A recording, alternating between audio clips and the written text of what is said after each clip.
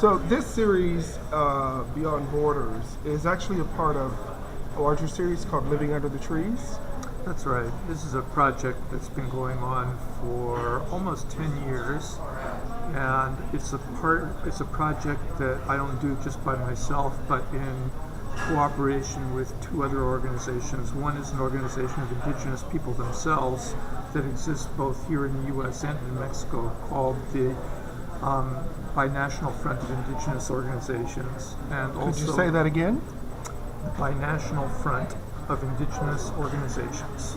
It's Okay. known here in California by its initials FIOB, which are Okay. its initials in Spanish. Sure. And then a legal aid organization for farm workers that was a product of the farm workers movement here in California, called California Rural Legal Assistance. And together we have documented the conditions of indigenous farm workers here in California for quite a long time. And how do you decide your organizational process when it's the case that you work with photographic art, you address social criticism, and there's a certain amount of activism? How does that all come together, and how do you decide which part takes precedence?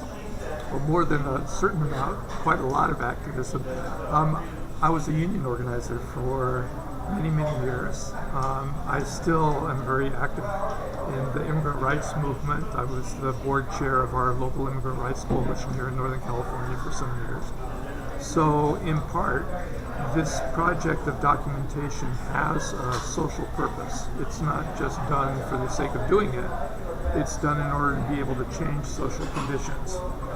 And so it's not just that, it's not so simple as that we go about documenting poverty, say, in order to get people to change it, and so all we have are images of people suffering.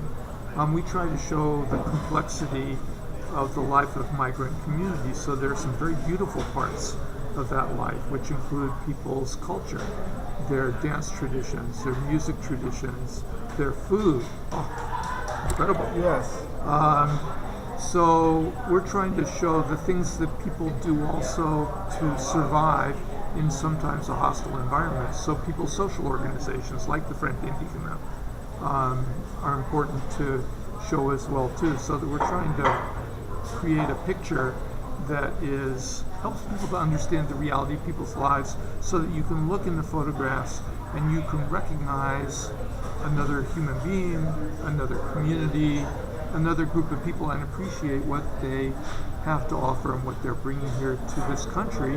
And also we can have some appreciation of the communities that people are coming from, because Mexico and the United States, we're right next to each other. We should be, I